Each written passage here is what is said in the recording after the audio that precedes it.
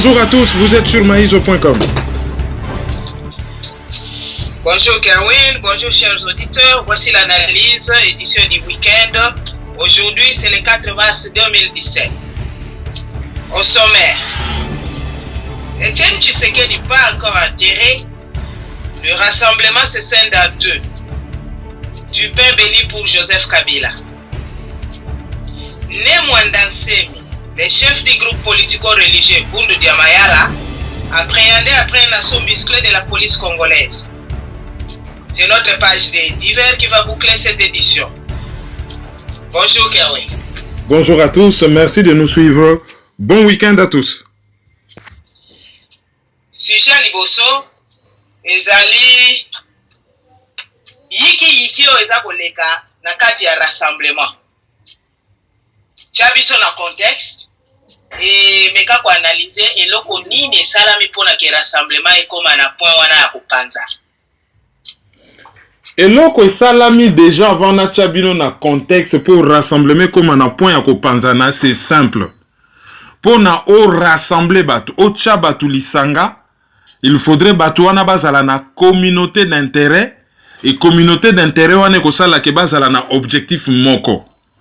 Mais tango yo osalibi toto, osangisi batu, sangisa, okamati génocidaire, okamati mutu ya PPRD, okamati opposant d'accompagnement, okamati opposant historique, okamati ba étranger, oche bango nyonso ensemble, batu wana bakoki jamais kotonga quelque chose elongo.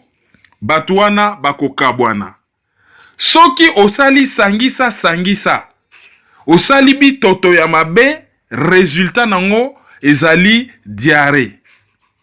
Et oyo esalami ezali résultat oyo batu il fallait que ba s'attendre nango nini esalami. Esalami que groupement oyo tobengaka Rasop. Oyo ezalaki dirigé par Etienne Tshisekedi. Tango akufi, il fallait ba trouver remplaçant Oyo à cause de Sika ya Tshisekedi. Alors, remplaçant wana réunion et salamaki, tolobaki on analyse Oyo ezali en ligne, Oyo le 3 mars. Na YouTube ezobima je crois le 2 mars et na ba titre ça le 3 mars. Mais analyse à suko ezali en ligne.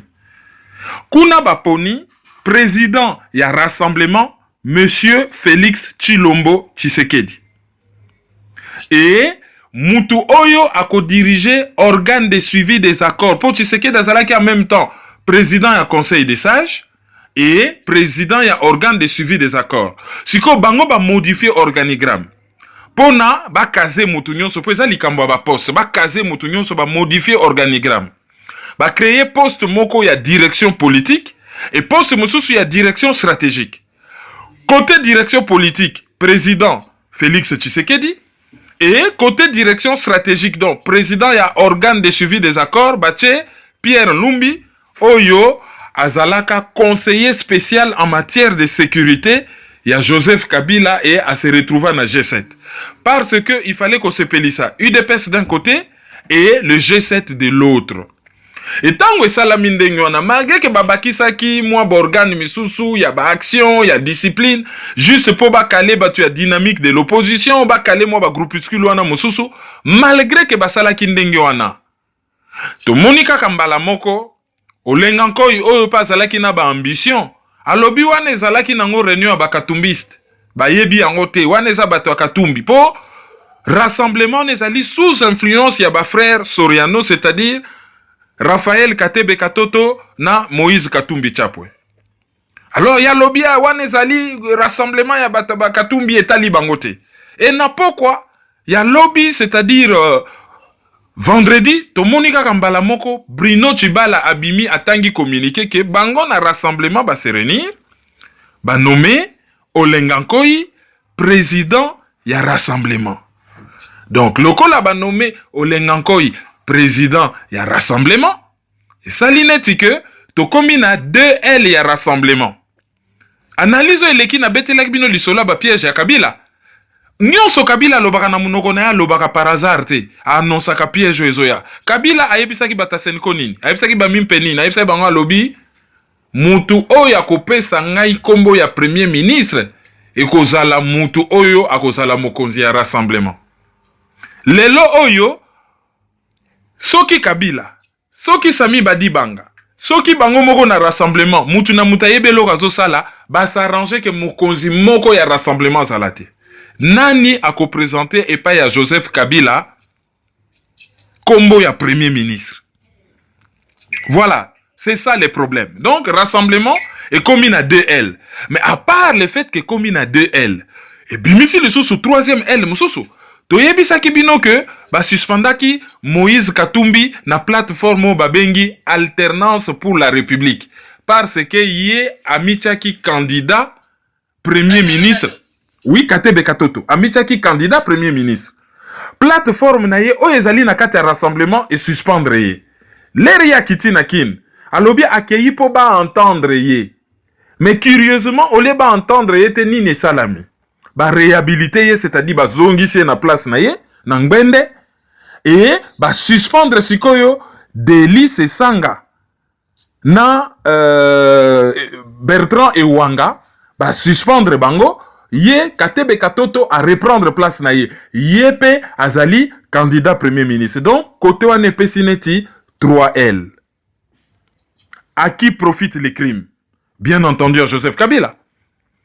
Et Laura Liboso, boye langana no président ya rasboza misatu kuna boyokana so bo sisi ko yokana bo poni mutu moko mutu wana ko yelanga ba kombo ya mutu yonga fona nommé premier ministre wana ndenge Kabila zo yebisa bango siko bakosala ni bakosala nini siko to beta chute en arrière to suka na raisonnement ndenge makambo eleki to beta siko chute en arrière pour to comprendre bien pourquoi comme ndenge wana bobo sanati Kabila aya na pays wana ba ramena ye par ba commanditaire. Théorie oyo na lobaka oyo na bimisa na théorisa. Ezali nini? Ezali ke problème ya Congo. Soko lingi oyeba ba acteur ya problème ya Congo, il faut qu'on soit bango de 3 ordres. Tozali na ba commanditaire, tozali na ba sous-traitant et tozali na ba exécutant. Côté ba commanditaire, pour n'en citer que quelques-uns, tozana États-Unis, Grande-Bretagne, Canada, Belgique, toute l'Union européenne, c'est-à-dire France, Allemagne, tout ça nakati, Australie et Israël. Wana ba commanditaire.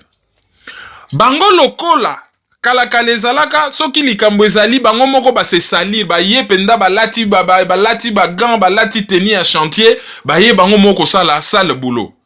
Sikoyo ba comprena que baza même pas na besoin de ça la salle boulot, il faut batinda ka bana bitinda. Ba luki ba sous-traitant. Ba sous-traitant na bango ezali numéro 1 Afrique du Sud, numéro 2 Angola, numéro 3 Ouganda et puis numéro 4 Rwanda ou numéro 3 Rwanda, numéro 4 Ouganda et nasuka Burundi. Ba utiliser bango et ba exécutant. Tant yo pesi sous-traitant cop sous-traitant pe abengi mutalobi bon ngana sina bendi yangai mbongo yo salelanga boulot ba exécutant ezali nani ezali gouvernement ya Kinshasa c'est-à-dire gouvernement ya Joseph Kabila opposition d'accompagnement oyo yemoko Joseph Kabila créa et puis ba organisme neti ba MONUSCO ba ONG belé tonda wana na est partout bangonde bazali ba exécutant.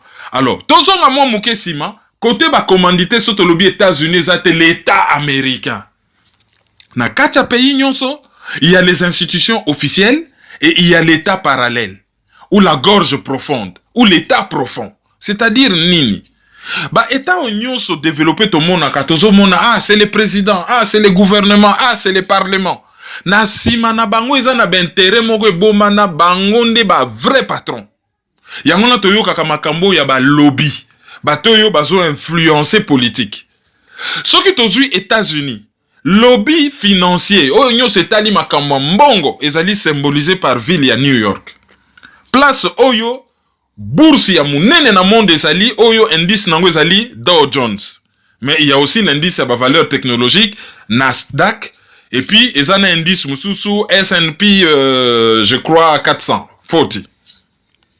Ce qui to lobby, États-Unis, politique et militaire. Makambuya complexe militaro-industriel. Bangondi ba brasaka mbongo, ba avion, ba porte-avion, ba armes, ba blindé, ba car, ba hélico, tout ce que vous voulez. Complexe militaro-industriel, ezali Washington. Washington, c'est quoi? C'est la politique. Tout ça na Maison Blanche, tout ça na Congrès. Et, bon, réserve fédérale, les institutions officielles, tokoki ko rattaché à New York, très bien que, bazana ba bureau et belé na New York. Donc, New York, c'est la puissance financière. Washington, c'est la puissance politique et militaire parce que Tozalina, Maison Blanche, Congrès na Washington et puis Pentagone juste à côté. Je crois Virginie, si je ne me trompe. Voilà. Après, si tu wana, tokei na puissance culturelle. Soto lobi tout ce qui est culture. Ezali Los Angeles, Hollywood, musique, cinéma. Bazali très influent. Intelligence artificielle est représentée par San Francisco, Silicon Valley. Bangonde, c'est Google, Facebook, Amazon, Intel, tout ce que vous voulez.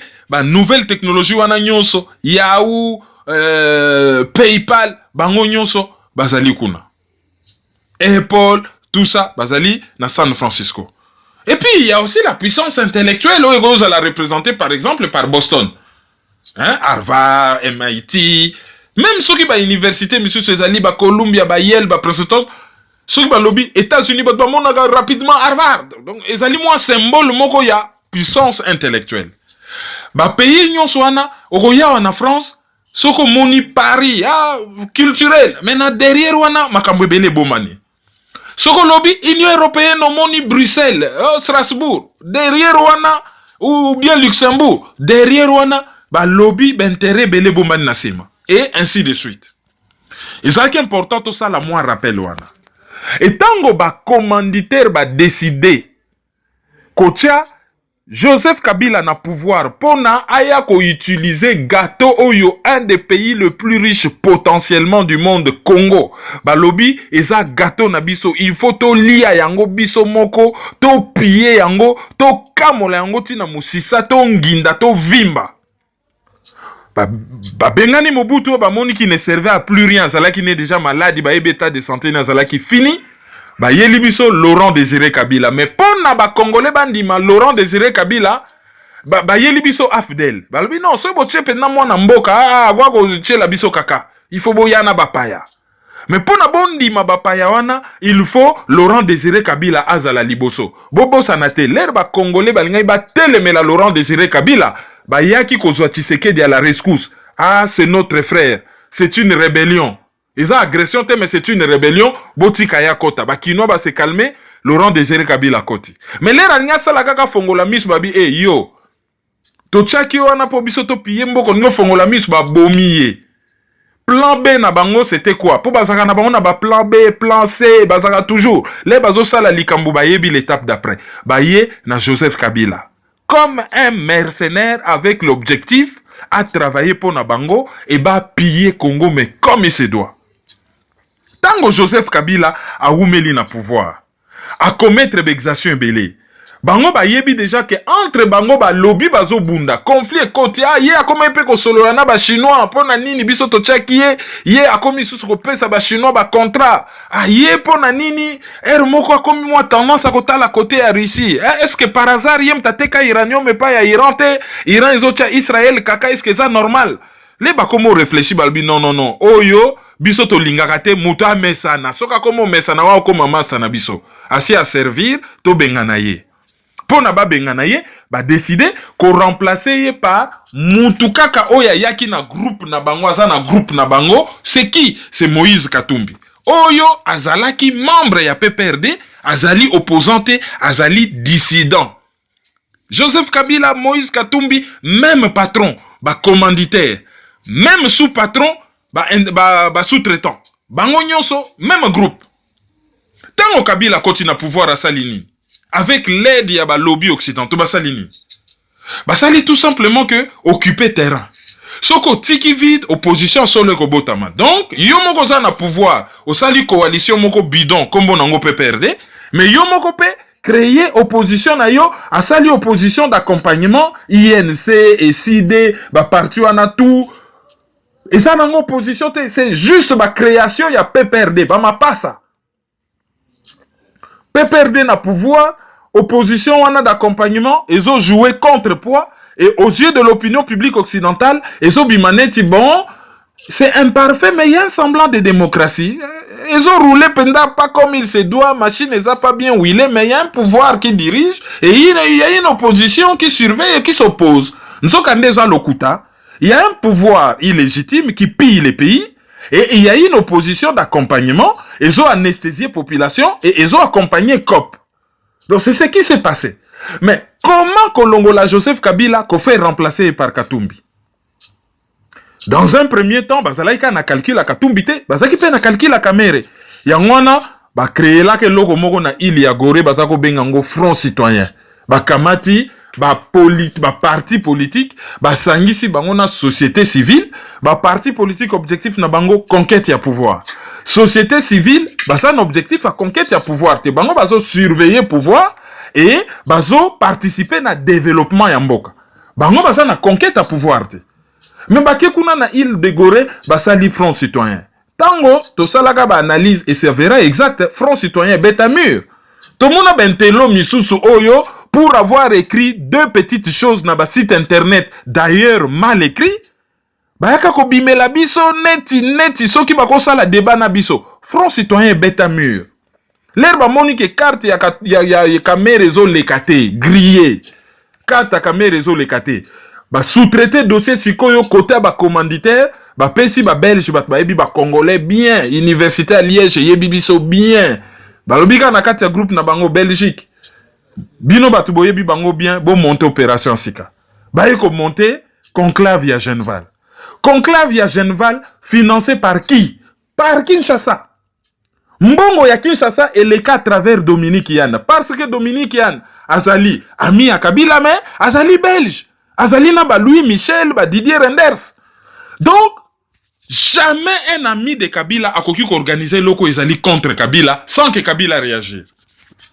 Nana s'associa ki naye Katebe Katoto, ancien financier à RCD. Grand frère Yanani, ya Moïse Katumbi, oyo il faut à bénéficier na COP wana parce que c'est le moto a koki ko protéger ba intérêt à batu nyonso ba prédateur wana nyonso y compris Joseph Kabila. Ezali Moïse Katumbi soka koti ayebi ndenge nini ba démembrage Kamine ayebi ndenge nini ba kopeleka na Katanga azali embarqué na même barque soki a lobby a coulé Kabila ya ko couler nzela moko na Kabila parce que je te tiens tu me tiens par la barbichette ndenge bazo vivre. Baiko ça le logo na bango ya Genval qui n'a rien à voir avec l'opposition. Mais kopa Genval wana ba yebi que Congolais commis réticent et go le kandenge ni allez ba rappeler toujours nani le même Tshisekedi. Ah ya zali populaire passeport na biso poto les akop on n'est pas ba Congolais, il faut utiliser Tshisekedi. Ba Tshisekedi liboso allez derrière bango bazo beta cop na bango avec la complicité il y a certains membres ya famille biologique ya Tshisekedi.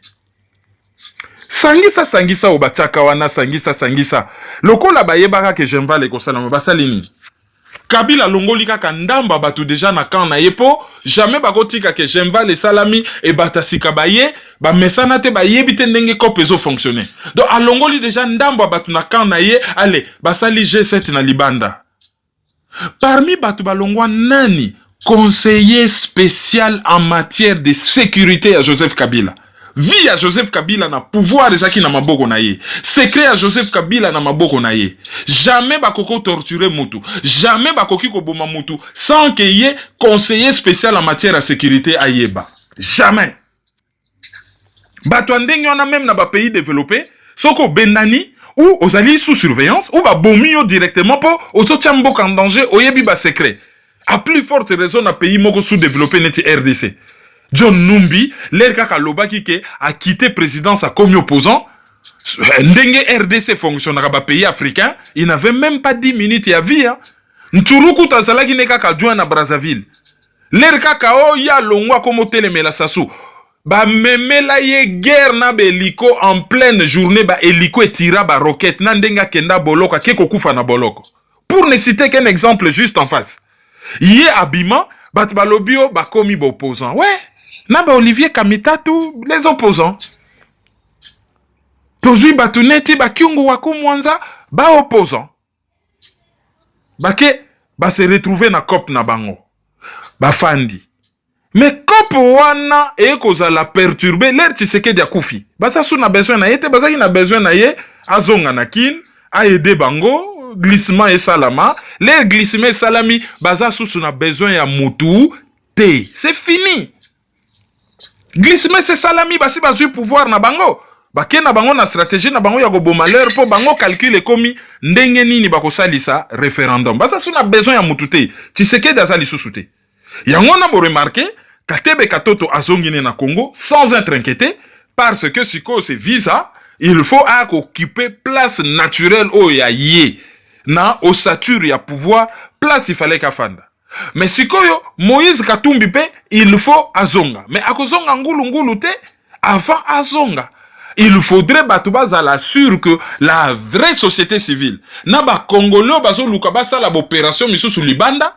Il faut bazala déjà sûr que situation est allée pacifiée, bah texte est commis un peu en ordre, soit Kabila Tikali, bah retrouver na bango astuce en politique c'est facile, ah bah yo kanina Katumbi azongi, bon, à continuer à comme un homme d'affaires. Mais ce qui kaka ba occidentaux, nengezo salama, Donald Trump a kosala nini, ah bah démocrate ba longwe, élection zoya na France, ah na Grande-Bretagne, ce qui siko tableau sur le plan international est commis un peu clair. Est-ce qu'on continue avec Kabila ou on met Katumbi au pouvoir? Ce qui c'est Kabila, Lukabasa la référendum, va modifier la constitution. D'ailleurs, Kabila s'y prépare. Ce qui c'est Katumbi, on a comprendre que la musique na tongo boyo, mesure union ses alliés levés, bon Katumbi azonganaye, tcheye na pouvoir. Yango na boyo ko remarquer que Tshisekedi étant mort. Sangisa na bango wana et Panzani basali nini John Numbi chargé ya sécurité ya Kabila, conseiller spécial en matière de sécurité, a commis chef de file de l'opposition entre guillemets, c'est-à-dire a commis chef ya rassemblement.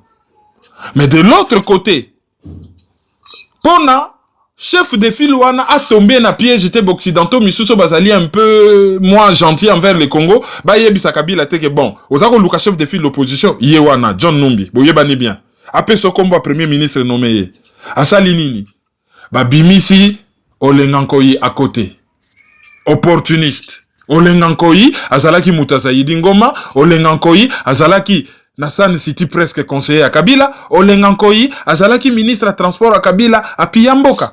Yena John Numbi ba yebani bango nyonso ba bimika chez Kabila ba bimisi eliso supona rassemblement azanga mutu oyo akoki kokende ko présenter kombo to ba kombo ya premier ministre pa ya Kabila. Pire ba beti calcul géopolitique. Félix Tshisekedi Kasai, Olengankoyi Kasai. Banakala, il y a eu un problème dans le passé entre Baluba et Batetela. Alors, le kola ba esprit misu ses alliés fragiles. Tocha Tshisekedi, Tocha Olengankoyi, ceux qui bango de ba komi ko bunda, ba esprit fragile, oyo ba yebi ko réfléchir te, ba ko betango calcul na ndenge ya communautarisme, na ndenge ya tribalisme, comme ça, et la musapota mususu na Kasai, et rendre Kasai ingouvernable. Deuxième calcul machiavélique, Yangoana.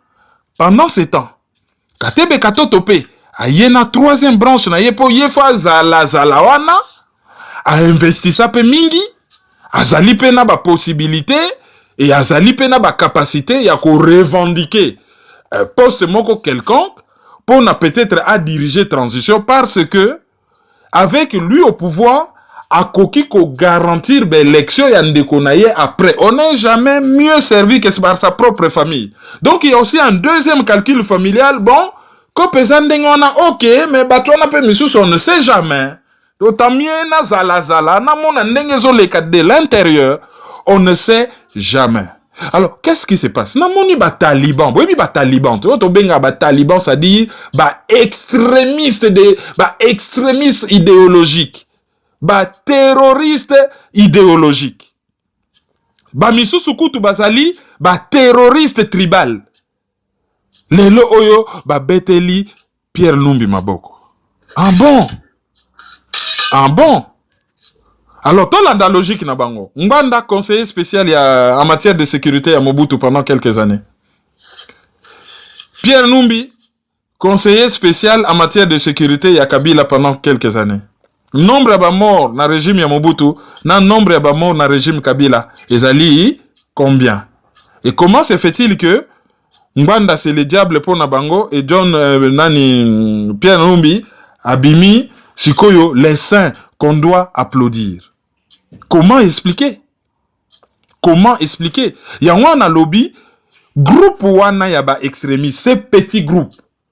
Il faut que teleme la bango jusqu'à ce que ba raser ba mur. Ba koki ko intimider personne. Bangonde batu oyo, tous les Congolais, je dis bien tous les Congolais sans exclusive. Y compris Baluba, Batetela, Batutu, ya Kasai, il faut battre mais la groupe wana po groupe wana ezali nuisible vis-à-vis de tout le monde. Baboma batu na Kasai etali bango te. Bango problème na bango ezali cop. Mutu na bango akoma na pouvoir, bango ba gérer mboka neti cop. Donc eza nango manjoir eza cop. Batu baso memela batu débat ya rassemblement Panzani. Mais bangi ba bossa ne loko moko. Kabila est au pouvoir. Normalement, le 19, il ne devait plus être là. Bah, s'arranger Kabila comme on a pouvoir. Si ko bazana ko bonde la ya nommé bango, bah, favoriser glissement. Oh, ils allaient vraiment crime contre la patrie. Et bah, il n'y a pas même batuna débat, ya distraction, ya rassemblement et Panzani. Mais rassemblement, unité, c'est de la blague. Unité,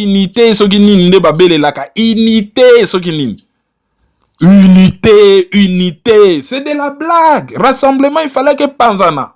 Et l'obata mutumoko na Facebook à lobby du rassemblement au démembrement. Ça n'a tort, hein? Nous sommes les anangoni, ils ont participé à la stratégie à beau malheur. Bah, ça là que l'on a bango, pour un objectif, moko baso préparer déjà ba lobby. Ah, l'élection États-Unis go inde la bisoté. Autant mieux tout ça la moins loko wana rassemblement to créer yango to ça déjà prêt. So que yinde libiso alors rassemblement so ka su pouvoir ezaka biso. Bon, sikoyo loko la une élection aux États-Unis to moni quand même un peu clair et que tu sais que dit pas koufi bon. To panza lo Congo et même biso na stratégie à bomale blocage politique. So que bomeli biso leur blocage politique. Torolobani n'est pas pour débloquer situation. Il faut référendum, modification de la constitution. Comme ça, Kabila atikala na yena pouvoir. Voilà un peu calcul baso bêta. Et oyeye, c'est ce qu'il fallait arriver. Il n'y avait pas 24 solutions. Il fallait toko makaka wana. Donc, quand oyo babengi rassemblement rasop bazana désordre. Désordre wana non seulement ils ont bénéficié na Joseph Kabila, mais ils ont bénéficié pe na Sami Badibanga. Awuti kuna ayebi bango nyonso. Yebe, loko naza na primature, a commis na ba levier ya mbongo ya l'État, azali capable ya ko aider bango ba continuer ko sala na désordre, pour désordre na bango engi ko loba ko umela na ye na pouvoir. Donc, à qui profite les crimes? Pas seulement Joseph Kabila, mais Assami Badibanga, et il n'est pas exclu que Asalatou a aidé bango, bazala kaka na bokabwani, pour y a umela na pouvoir, à profiter parce que pouvoir est elengi. Élément mi balé, oh, il faut tenir compte. Et ça dit que les 15 mars, ceux qui session parlementaire et font moi mi. Babylone est belé et Gobanda Kozalapé 2 fois validé par parlement. Notamment ceux qui balobi basa la gouvernement et sika. Le coup la parlement peut glisser le coup la présidence. Allez. Makamunyo so oyego le kakuna na parlement. Par exemple, validation ya gouvernement.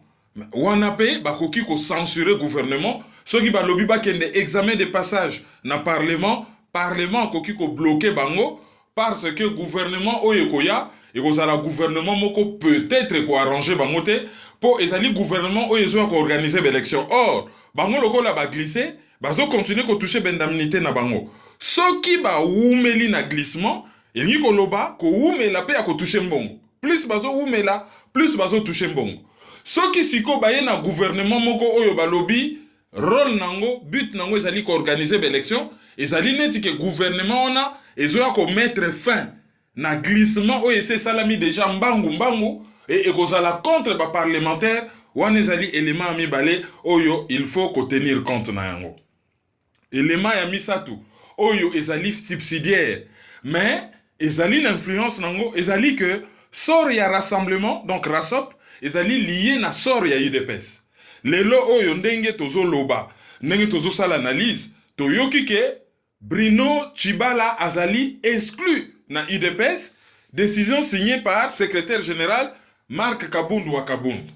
Alors, qu'est-ce qui va se passer? Ezali ke likambu déjà oyo eleki na rassemblement et sali contre-choc na UDPS. Contre-choc yango esalami na UDPS na yebisaka bino na bi UDPS eza empire bakuba. Soki kaka Pepe Kale ya UDPS akei ndenge Pepe Kale akufaka empire bakuba ekendaka soki Tshisekedi akufi ça sera difficile ya ko maintenir UDPS oyo toyebi na état nango actuel. Et kokoma la guerre des courants et bako disloquer yango parce que UDPS aux yeux yaba occupants ils ont représenté une organisation politique congolaise oyo et comment qui disons abouti. Mais malgré ba faiblesse nango, malgré ba erreur na yango, quand on parle des Congolais organisés politiquement, on voyait quelque part l'UDPS. Alors qu'on détruit le symbole wana ya organisation ba Congolais et qu'on a la paix objectif, et ça n'a pas travaillé dans ce sens-là pour n'a pas kabola UDPS. Et l'autre qu'on favorisait bo kabonia UDPS, c'est ça ba faiblesse na bango, ba erreur na bango, surtout ba erreur politique et ba faiblesse au niveau de l'organisation structurelle. Faiblesse on est aligné. Balobaki en cas de vacances, il y a président. Il faudrait que triumvirat Batumi Satou va diriger parti jusqu'à l'organisation à congrès puis élection à président. Bayebaki que président na bango zali maladie. Sérieusement maladie. Bayebaki yango. Mais au lieu de mettre en place structure wana, batikala ko mettre yango en place té. Ce que bazo sala netike liwa wana et surprendre bango. Oui, liwa surprendra toujours pour muta yebi date muta koki ko kufate. Mais ce que muta komi mukolo azali maladie. Batu ba zwaka déjà ba précaution. Bayebaka déjà mukolo oyo photo solo la na yemingi to meka ko yeba ba idée na yezali nini. Testament na yezali nini. Ah mukolo oyo il faut to banaka déjà ko préparer pour to yebite o ekoki koya. Ba préparer te bazo salon dire bazo flotter. Alors sikoyo bazalina agenda ya kokunda Tshisekedi, bazalina agenda ya ko accéder na ba poste, c'est-à-dire na primature, mais bazali pena défi ya ko relever, c'est-à-dire ko assumer remplacement ya Tshisekedi. Et c'est eko salama normalement awa DG bandi exclusion. Moni Bruno Tshibala babandi même pas oh bon yaka ba entendre yo yaka to bandandenge ba sanction salama ka blâme ceci cela bozo matabetap non. Ezala yaka direct exclusion.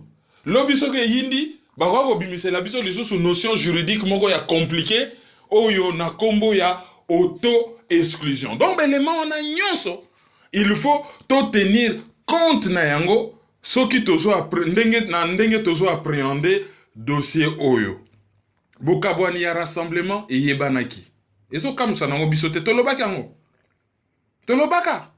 Time will tell. Le plus grand ennemi du mensonge, c'est le temps. Et bien monsieur balobaka que le temps c'est l'ami de Dieu. Oh non, le temps c'est l'autre nom de Dieu. Makambu yango yo ezali ko se réaliser. Tozo sepela. Non. Mais ils vont surprendre bisote.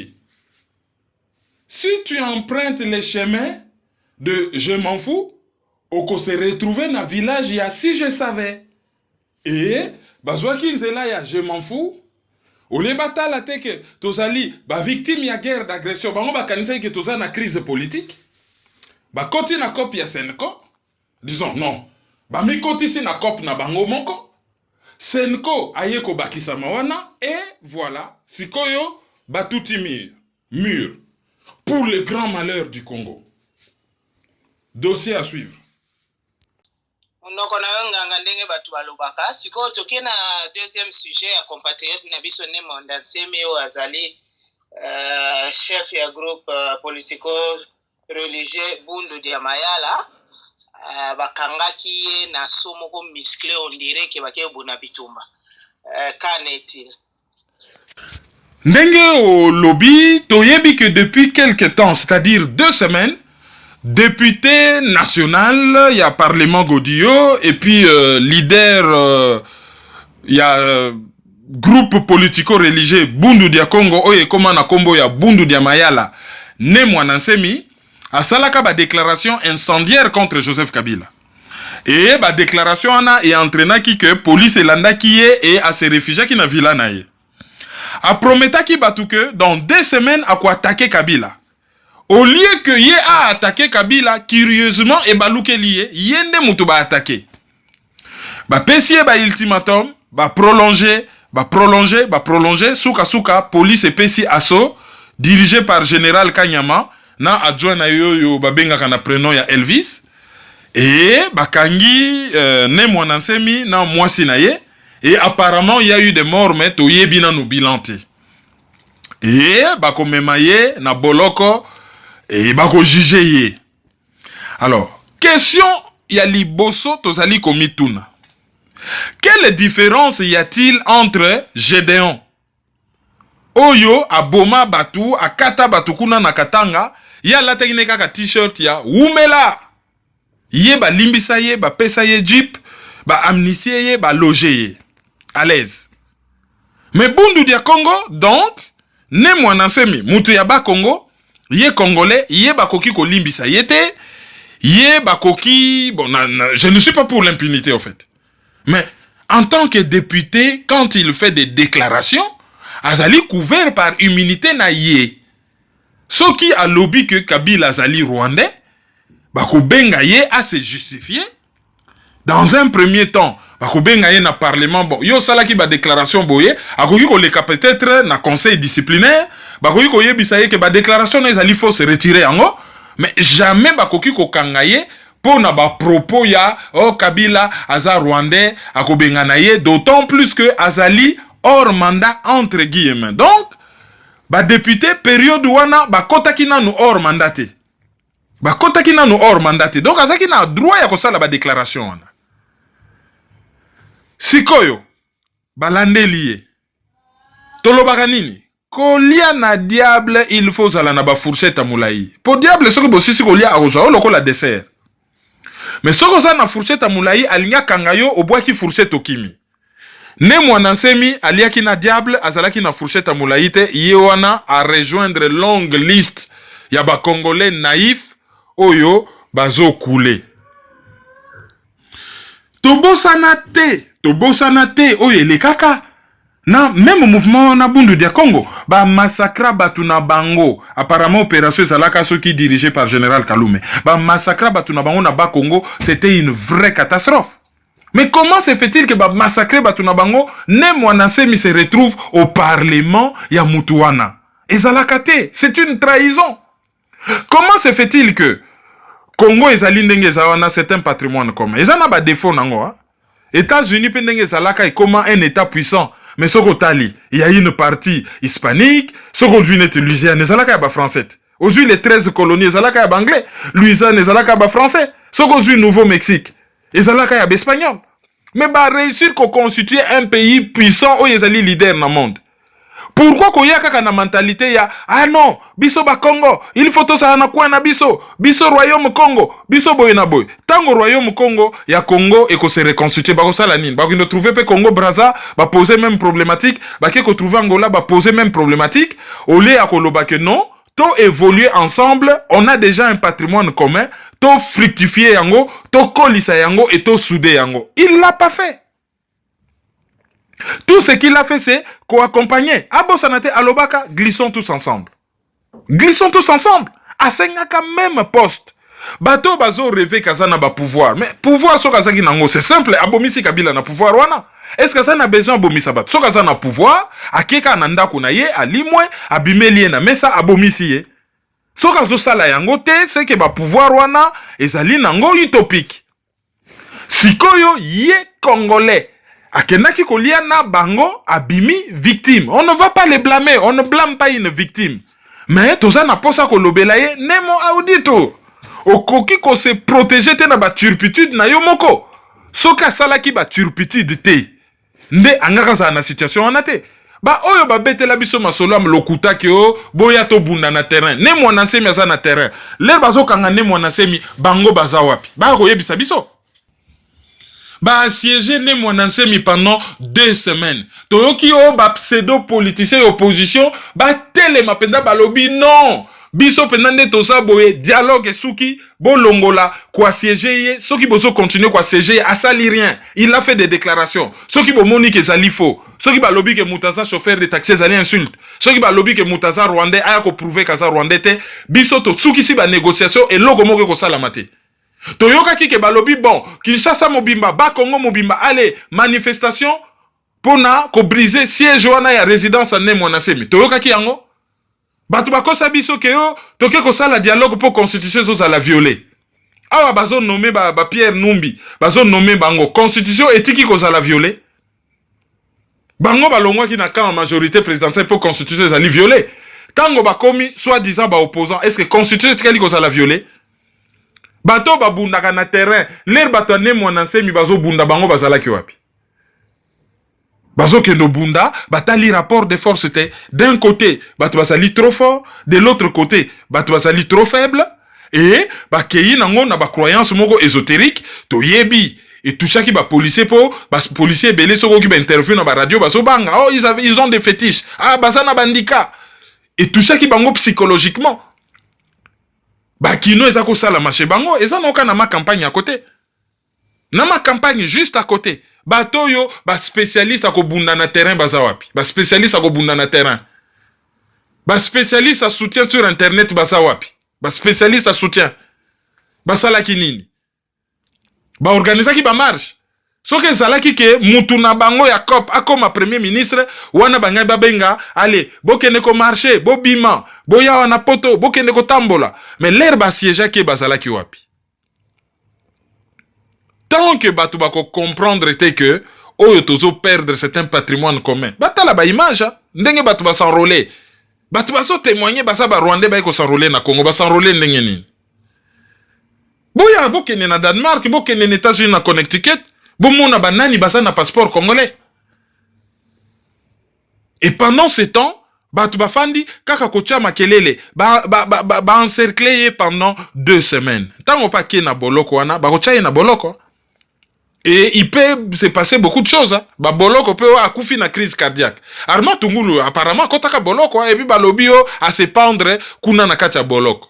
A koti boloko. Quel que soit l'erreur na ye aza congolais a koti boloko dans son pays pour avoir utilisé en tant que député droit na ye ya liberté ya libre expression, droit na ye ya liberté d'expression. Ye wana zokota boloko. Alors système aussi te comprendre. Si koyo échiquier politique est commis clair. Toyebi ke bango nyonso kuna na Congo liboke moko. Bale tikali na kan ya ba congolais. Ba oyo bangi ba kende par ba voie pacifique. Soulèvement populaire, toko checker bango avec sévérité parce que ba discours ça ne passe plus. Mais ba oyo pe bangi ba kene na ndenge ya ba arme ba se préparer en conséquence. Parce que ce qui rapport de forces ezali établité ça ne sert à rien. Ya ko kende à la casse. Donc d'un côté, bato yo baza na solution militaire bango ba ko salaka ba vidéo jamais. De l'autre côté, bato bazali na ba solution autre que militaire, il faudrait qu'on améliorer méthodologie, qu'on améliorer efficacité. Qu'on capitaliser ma force, qu'on fédérer ma force, de telle sorte que voix ya ba congolais et yokana. Parce que mikolo yo batwana bazo occuper terrain, même on a poto awa, ba komo yana discours mususu bazo yana offensivement bazo yana ngo sur le plan médiatique, mais ba ko écraser tout sur leur passage. Parce que basi bazo yo bazaki koluka. Glissement basi bazui, sikoyo peuple congolais aza na yoana na attitude ya esclave ya mutu oyo akomi na ye fataliste et azali ko tolérer oyo ezali ko salama et oyo ezali ko leka. À page Nabiso Badiver, Joseph Kabila de nouveau incriminé dans les rapports des Global Witness. Effectivement, azali vraiment incriminé une fois de plus na rapport ya ONG britannique wana. Rapport ya ONG Global Witness oyo ezali basé na Grande-Bretagne elobi que mbongo oyo société minière moko Suisse, disons le géant minier Glencore, il fallait apesa Gécamine 75 millions de dollars, ba versango na compte ya société ya Dan Gettler. Alors comment expliquer que mbongo il y a l'État, il y a société, il y a l'État Gécamine, et se retrouver dans compte, il y a un particulier, Dan Gettler, où il y a Zali proche na Kabila, régulièrement cité dans le scandale financier na Congo. Donc, bazo supposer que il y a une affaire de corruption là-dedans. Bon, quand il y a Dan Gettler, bah, c'est justifié. Ça, on cite à la Voix de l'Amérique, ils ont lié dans l'agence France Presse, AFP. Dan Gettler pas se justifier que ba yebite ndenge makambo oyo ya ba paiement mbongo ba bengaka pas de porte ba yebite ndenge salamaka donc ba déclaration ya Global Witness ezali basé sur une mauvaise connaissance ya dossier qu'il n'y a pas makambo ya corruption na kati. Mais ce qui batali dossier à Dan Gettler na Joseph Kabila, Global Witness a dénoncé, il y a même des faits avérés. Du moment que la justice congolaise ne suit pas, du moment que les États-Unis placent la société Dan Gettler, ils allaient matriculer na île Caïman, ils allaient paradis minier, la société mususu bazo traité na bango, ils allaient matriculer na Toronto. Et que ça la difficile, il y a qu'à déposer plainte et il y a qu'à obtenir gain de cause rapidement. Donc ce qu'il faudrait faire, il faut changement de régime na Kinshasa de telle sorte que tout se retrouve dans un état de droit. Et c'est cet état de droit-là qui fera que le dossier est résolu, l'État a récupéré ce qui lui est dû et va mettre en au service à Congolais, au service il y a développement ya Congolais. Et comme il y a genre les chiens à bois, la caravane passe, Human Rights Watch à bois, Kabila continue, Global Witness à bois, les affaires continuent. C'est ça, les chiens à bois, la caravane passe. Et les gens en ont ras-le-bol. Auditeur du jour.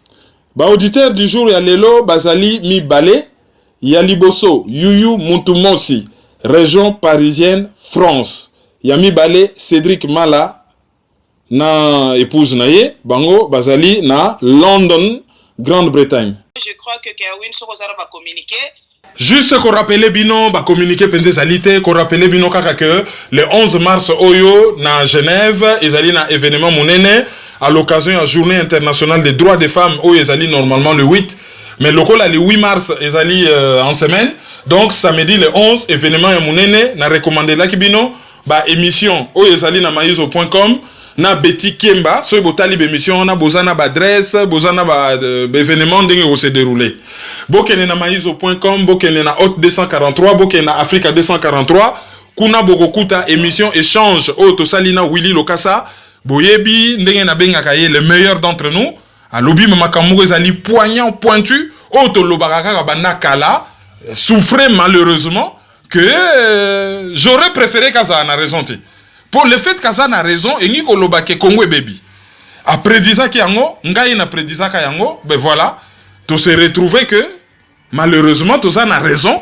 Et raison en ezo sala que mboka ezo beba parce que l'objectif ce n'est pas d'avoir raison, c'est plutôt que mboka nde bonga.